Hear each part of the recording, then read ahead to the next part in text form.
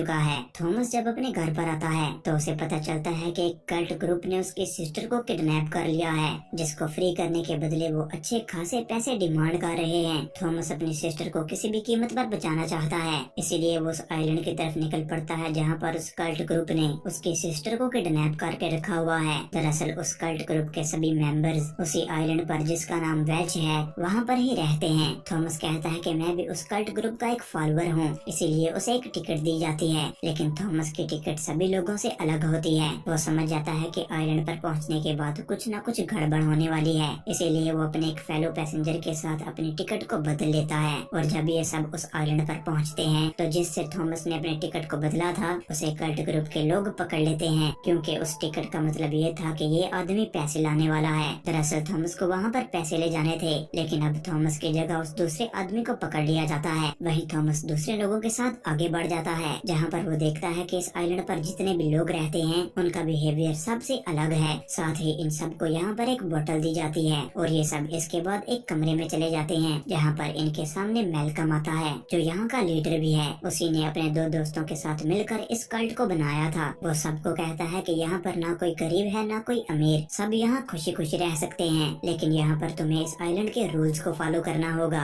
रात को थॉमस अपनी सिस्टर को ढूंढने के लिए अपने कमरे से बाहर निकल आता है, जहाँ पर से पता चलता है कि लोगों के पास जो ग्लास की बोतल है उसके अंदर वो अपने खून को भरते हैं। थॉमस यहाँ पर एक कपल को भी देखता है, जो देखकर ये हैरान भी हो जाता है, क्योंकि ये इस आइलैंड के रूल के खिलाफ है। शादी के पहले यहाँ पर कोई भी एक दूसरे के साथ नहीं सो सकता। इस कपल में जो लड़का और लड़की हैं, ये दोनों लीडर के उन्हीं दोनों साथियों के बच्चे हैं, जिन्होंने उसके साथ मिलकर इस पूरे कल्ट को इस आइलैंड पर बनाया था। और अब इस पूरे आइलैंड को फर्टाइल यानी हरा भरा रखने के लिए यहाँ पर एक गॉडेस होती है, जो कि एक बूढ़ी लेडी है। उसे ये जानवरों की बलि दिया करते थे, लेकिन अब जल्द ही इनके सारे पैसे खत्म हो गए, जिस वजह से ये जानवर नहीं खरीद सकते। और अब इसीलिए आइलैंड पर जितने भी लोग हैं वो उस ग्लास की बोतल में अपने खून को भरते हैं, ताकि वो गॉडेस को दे सकें। थॉमस की सिस्टर को भी इसीलिए किडनैप किया गया है, ताकि उसके बदले इन्हें पैसे मिल सकें और ये जानवरों को खरीद सकें। दरअसल धीरे धीरे इस पूरे आइलैंड की जमीन अब बंजर होती जा रही है। अब यहाँ पर जो लीडर होता है उसे शक होता है कि इनके बीच में कोई है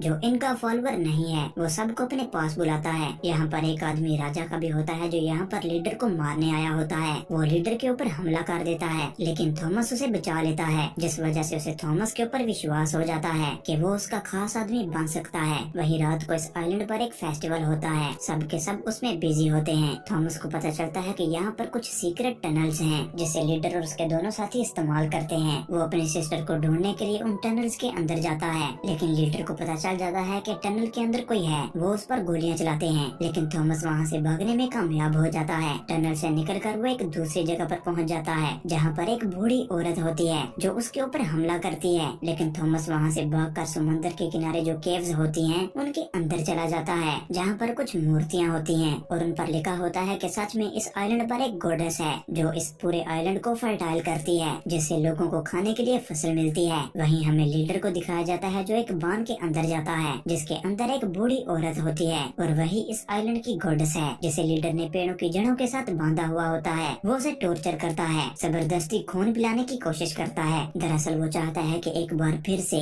ये पूरा आइलैंड हरा भरा हो जाए, ताकि यहाँ पर खाने की कोई भी कमी ना हो। अगली सुबह हमें उस कपल को दिखाया जाता है जो लीडर के दोनों साथियों के बच्चे हैं। इनमें जो लड़की होती है वो प्रेग्नेंट हो चुकी है और अब ये दोनों यहाँ से भागना चाहते हैं, क्योंकि यहाँ के रूल्स को इन दोनों ने तोड़ा है। और अगर यहाँ कल्ट के लोगों को इस बारे में पता चल गया तो इन दोनों को मार दिया जाएगा। लेकिन इससे पहले कि ये दोनों यहाँ से भाग पाते, लड़की के पिता को पता चल जाता है, इसीलिए वो अपनी बेटी को खुद ही मार डालता है और उसके कत्ल का इल्जाम उसी के लवर के ऊपर लगा देता है, जिसने उसे प्रेग्नेंट किया था। अब उसे पकड़ लिया जाता है। थॉमस उन सबको रोकने की कोशिश करता है, क्योंकि उसे पता था कि इसके साथ क्या होने वाला है, लेकिन थॉमस को भी अब बंदी बना लिया जाता है, जिसके बाद उस लड़की के लवर को सबके सामने मार दिया जाता है। तभी वहाँ पर लड़के का पिता लीडर के साथ आ जाता है। वो देखता है कि उसके बेटे को मार दिया गया है। अब वो चुपचाप वहाँ से चला जाता है और अब जो यहाँ पर लड़की का पिता होता है वो सबके सामने कहता है कि हमारा जो लीडर है यानी कि मैल्कम, ये एक फॉल्स प्रॉफिट है। दरअसल उसने ये ऐलान किया होता है कि वो एक प्रॉफिट है, पर अब उसे लड़की के पिता ने ये चैलेंज कर दिया था। वो उससे कहता है कि अगर तुम सच में एक प्रॉफिट हो तो तुम्हें ये साबित करना होगा, तुम्हें थॉमस को मारना होगा।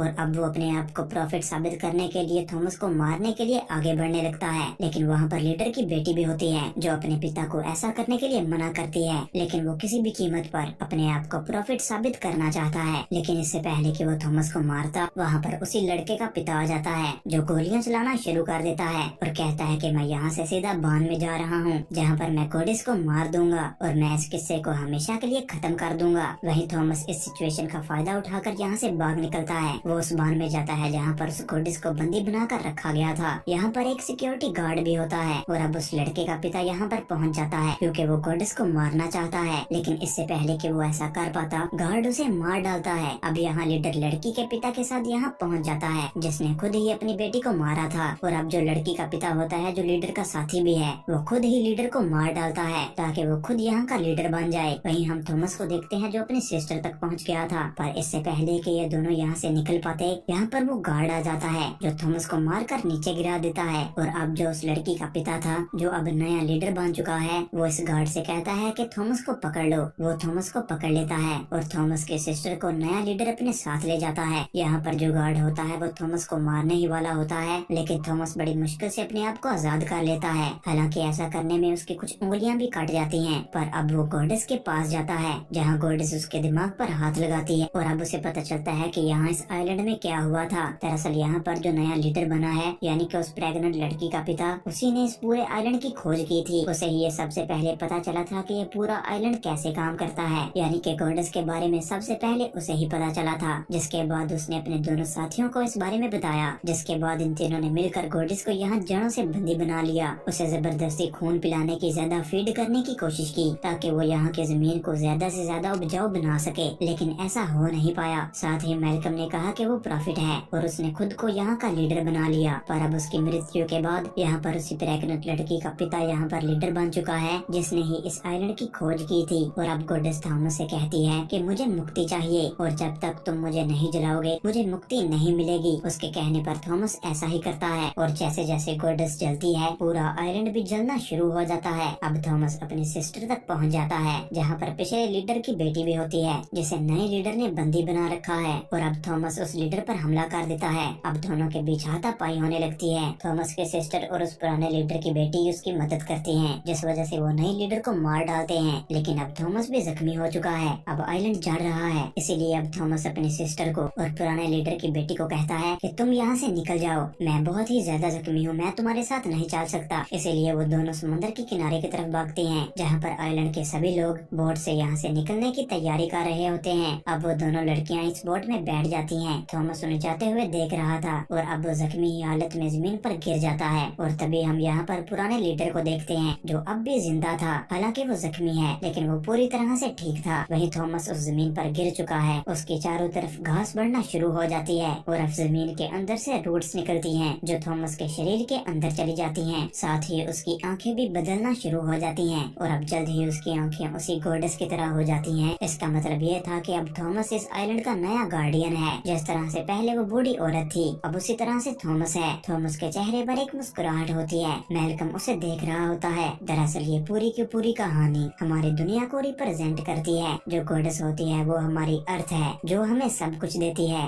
अर्थ की वजह से ही हमारा वजूद है, लेकिन इंसान कभी भी अर्थ की रिस्पेक्ट नहीं करते। उसे हमेशा पोल्यूशन से, अलग अलग एक्सपेरिमेंट से उसे गंदा करते रहते हैं। एक तरह से इंसानों ने अपने लालच के चलते अर्थ को लगभग पूरी तरह से ही डैमेज कर दिया है और लगातार ही इंसान ऐसा करते ही जा रहे हैं। और अब जल्द ही इंसानों ने अगर अपने आप को नहीं रोका तो गोडिस की ही तरह हम भी इस अर्थ को खो देंगे। इसलिए हर एक इंसान का फर्ज है कि वो कोई ऐसा काम ना करे जिससे एनवायरनमेंट को नुकसान पहुंचे। मैं उम्मीद करता हूँ कि आपको ये कहानी पसंद आई होगी और अगर आपको ये वीडियो अच्छी लगी तो इसे लाइक कर देना और चैनल को सब्सक्राइब कर देना।